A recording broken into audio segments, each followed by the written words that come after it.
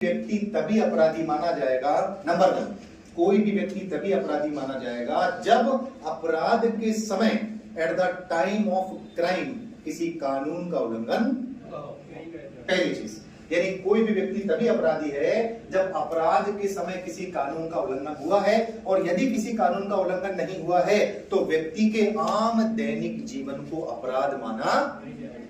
यह पहली चीज। ऐसा क्यों बनाया? क्योंकि भारत में अंग्रेजों के समय ऐसा हुआ, अंग्रेजों के बाद भी बहुत सारी घटनाएं देखी गई कि बिना वजह लोगों को अपराधी बना दिया गया और जेल में ठूंस दिया गया। तो जब बिना वजह लोगों को अपराधी बनाया जाएगा तो उनकी फिर राष्ट्र के प्रति सम्मान, राष्ट्र के प्रति गरिमा, एकता, अखंडता, ये जो भावनाएं हैं सब क्या हो जाएंगी? समाप्त हो जाएंगी। फॉर एग्जाम्पल सुनिए, जैसे मान लीजिए अभी क्लास में पुलिस आती है और आकर के बोलती है कि भाई आप लोगों को अरेस्ट किया जा रहा है क्योंकि आप यहाँ बैठ करके पढ़ रहे हो, मुझे भी और आप लोगों को भी। तो हम कहेंगे कि अरेस्ट क्यों किया जा रहा है? ठीक है, क्या क्लास में बैठ के पढ़ना और पढ़ाना किसी कानून का उल्लंघन है? क्या यह दंडनीय अपराध है? तो पुलिस वाले ने कहा आज तो नहीं है पर कल बनने वाला है कानून। तो हमने कहा जब कानून बन जाएगा तब हम अपराधी माने जाएंगे। जब तक ऐसा कानून नहीं बनता है कि पढ़ना और पढ़ाना अपराध है तब तक हम लोग अपराधी नहीं। समझ गया मेरी बात को? ये कौन बोल रहा है? तो व्यक्ति कब अपराधी है? जब उसने अपराध के समय at the time of crime, आगे पीछे नहीं, ना आगे ना पीछे, बिल्कुल उस समय किसी कानून का उल्लंघन। अब देखिए प्रोविजन क्यों है? आर्टिकल 19 में आपने किसका इस्तेमाल किया है? विचार, और उससे सरकार के हित प्रभावित हो सकते हैं और सरकार आपको जबरदस्ती अपराधी बना सकती है। तो बचाएगा कौन सा आर्टिकल? 20 क्लॉज 1। कौन सा आर्टिकल बचाएगा आपको? 20 क्लॉज 1। दूसरी बात, सेकंड, नंबर 2 बात सुनिए। अब एक व्यक्ति को एक अपराध में एक ही बार सजा दी जा सकती है, ठीक है? दोहरे दंड की मनाही, यानी एक अपराध में एक व्यक्ति को एक से अधिक बार ना तो दंड दिया जा सकता है और ना ही उसे अभियोजित किया जा सकता है। और अभियोजित करने का मतलब क्या होता है? कि दंड मिलने के बाद भी कानूनी प्रक्रिया को बनाए रखना, उसको थाने बुलाना, उसको कोर्ट बुलाना, उससे उस तरह का बर्ताव करना जैसे वो अपराधी हो। सारी बात खत्म, अपराध हुआ है, दंड मिल गया और दंड मिलने के बाद वो आम नागरिक हो गया, अब कुछ भी लेना देना। तो क्या पढ़ा आपने? पहला, व्यक्ति अपराधी कब है? जब उसने अपराध के समय कानून का उल्लंघन। दूसरा, व्यक्ति को एक अपराध में कितनी बार सजा मिलेगी? एक से अधिक बार सजा। और तीसरा है आत्म अभिशंसन की मनाही, यानी किसी भी व्यक्ति को अपने ही खिलाफ, स्वयं के खिलाफ गवाही देने के लिए बाध्य किया जा सकता। यस, यानी किसी भी व्यक्ति को स्वयं के ही खिलाफ गवाही देने के लिए बाध्य नहीं किया जाएगा, यानी उससे तथ्य नहीं मांगे जाएंगे कि तुम ही बताओ कि तुम अपराधी क्यों हो। अरे भाई ये क्या बात हुई कि तुम ही बताओ कि तुम अपराधी क्यों? अरे अगर मैं अपराधी हूं तो जाओ, पुलिस वाले जाओ, सेना वाले जाओ, जिसको जाना है, सबूत क्या करो, पूछ लो। व्यक्ति क्यों बताएगा कि वो अपराधी क्यों है? इसका तर्क समझना, इसके पीछे का तर्क समझना। इसका मतलब क्या ऐसा होता था? अगर नहीं होता तो इसे पढ़ने की जरूरत। यस, ऐसा ही होता था। जैसे पुलिस वाले किसी को अरेस्ट कर ले गए और जब अरेस्ट करके ले गए तो वो कह रहा है कि साहब मैंने कोई अपराध नहीं किया, मैं तो बिल्कुल बेगुनाह हूं। लेकिन जब उसको थाने में रखा 4-5 दिन और उसकी पूजा, प्रार्थना, आराधना, साधना सब हुई 4-5 दिन उसकी, तो 5 दिन के बाद जब वो थाने से बाहर निकला तो चीख चीख के कह रहा है कि मैं ही अपराधी हूं। क्यों? क्योंकि जान है तो।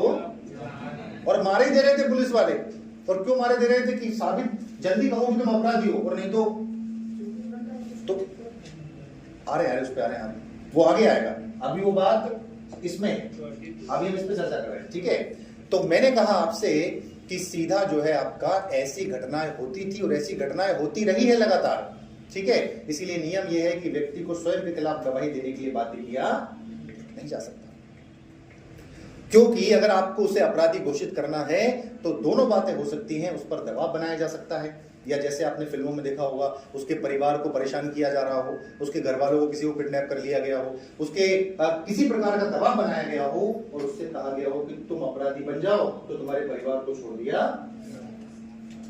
तब तक व्यक्ति अपराधी नहीं है जब तक पुलिस वालों के पास, कोर्ट के पास कोई सबूत नहीं है, ठीक है? यानी वो अगर कहे कि मैं अपराधी हूं क्योंकि मैंने अपराध किया है, मेरी बात मानो और मुझे सजा दे दो, तो उसे सजा मिलेगी। उस व्यक्ति के कहने पे तो बिल्कुल नहीं मिलेगी जब तक आपके पास सबूत वगैरह ना। तो आप मुझे बताइए, आर्टिकल 19 में आपने विचार अभिव्यक्ति की स्वतंत्रता का इस्तेमाल किया, और जब इस्तेमाल किया तो दो चीजें हुई, एक सकारात्मक और एक सकारात्मक हुई तो आपको फायदा हुआ, और नकारात्मक हुई तो सरकार हो सकता है आपको परेशान करे और आपको अपराधी बना करके जेल में डाल दे। तो सरकार आपको अपराधी ना बनाए, इसलिए आपको 3 अधिकार मिले हैं। पहला, अपराधी तभी हो जब कानून का उल्लंघन किया है। दूसरा, एक अपराध में कितनी सजा। तीसरा, स्वयं के खिलाफ गवाही देने के लिए बाध्य किया। लेकिन आप, एक ऐसा केस आया था, ध्यान सुनिएगा, एक ऐसा केस आया था, उस केस का नाम था एनडी तिवारी मामला। और एनडी तिवारी मामले में कोर्ट ने ये कहा कि ये वाली चीज में कुछ कुछ अपवाद है। किसमें? स्वयं के खिलाफ गवाही देने में। यानी यदि मान लीजिए कि आप पर जो आरोप लगा है, आप पर जो अपराध का चार्ज लगा है, वो इतना मामला उलझ जाए, वो बात इतनी फंस जाए, तो फिर आपको उसमें सबूत, आपको उसमें गवाही देनी पड़ेगी। और वो गवाही कैसे हो सकती है? वो ब्लड दे करके हो सकती है, डीएनए टेस्ट के माध्यम से, वो नार्को टेस्ट के माध्यम से हो सकती है, वो हिप्नोटाइज होकर के हो सकती है। यानी जब मामला इतना आगे बढ़ जाए कि जो बात है वो अपराध नहीं बल्कि अपराध के साथ साथ कहां तक पहुंच जाए, कहां पहुंच जाए? अपराध अनुसंधान। यानी उस अपराध को, उस व्यक्ति को सजा देने के लिए आपको एक तरह से क्या करना पड़ रहा है? अनुसंधान क्या होता है? रिसर्च करना। अनुसंधान क्या होता है? रिसर्च करना, खोज करना। जैसे मामला आया था, सुनिएगा ध्यान से, केस आया था एनडी तिवारी। कौन सा केस आया था? अब एनडी तिवारी साहब पर एक व्यक्ति ने आरोप लगाया, और वो जो व्यक्ति था, उस व्यक्ति का नाम था रोहित शेखर। क्या नाम था? और रोहित शेखर ने एनडी तिवारी साहब से कहा, एनडी तिवारी साहब बहुत बड़े नेता हैं, अब नहीं रहे, बहुत बड़े नेता हैं, वो मुख्यमंत्री भी रहे हैं, वो राज्यपाल भी हैं, वो केंद्र सरकार में मंत्री भी रहे हैं, बहुत बड़ा पद है इनका, और इन पर आरोप लगाया रोहित ने, और वो इतना खतरनाक आरोप था। जानते क्या आरोप था? रोहित शेखर ने एनडी तिवारी से कहा कि एनडी तिवारी जी, आप हमारे पापा हो। कौन सा आरोप था?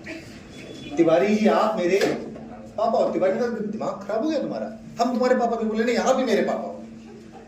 अब ये तो बहुत डेंजर आरोप है। और रोहित शेखर कोई छोटा मोटा व्यक्ति नहीं है, वकील है।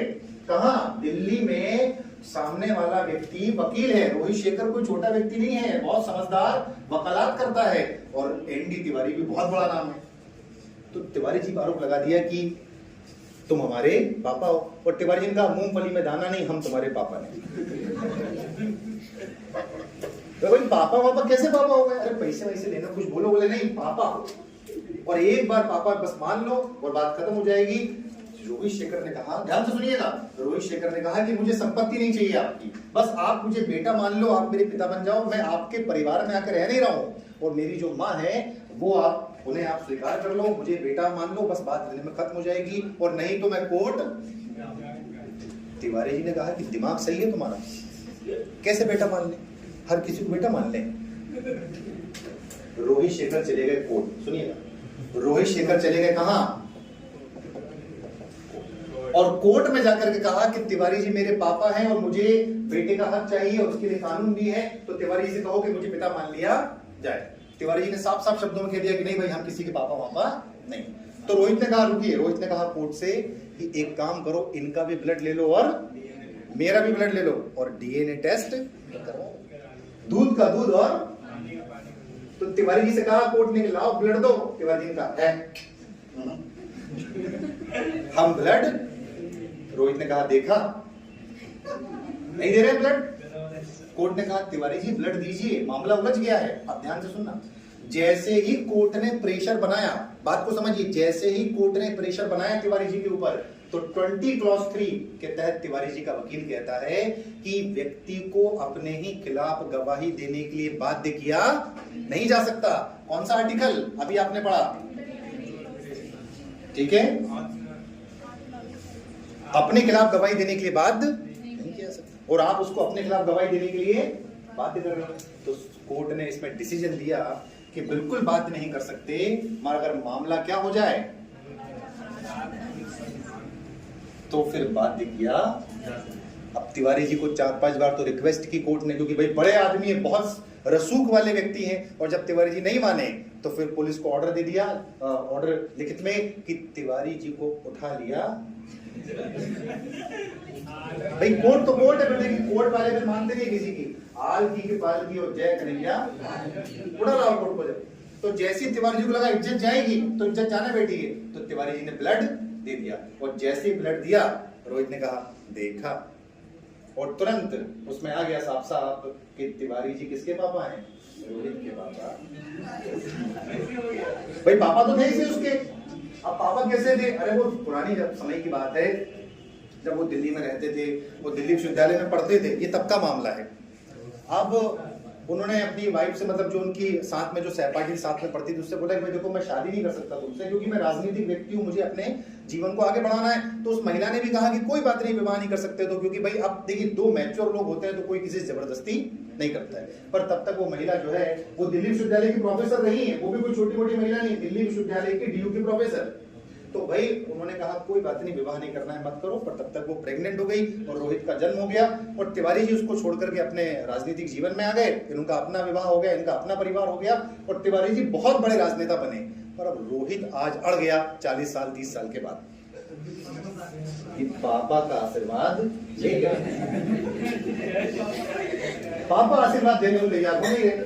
पापा ने नहीं कोई आशीर्वाद तुम्हें नहीं मिलेगा। रोहित ने कहा देखो प्रेम से दे दो, नहीं तो आशीर्वाद छीन लिया जाएगा। और अंत में फिर ये हुआ कि मामला क्या हो गया यहाँ पर, तो बात समझ में आई आपको? 20 क्लॉज 3 ने क्या बोला है? सब लोग ध्यान से देखिए, 20 क्लॉज 3 ने क्या बोला है?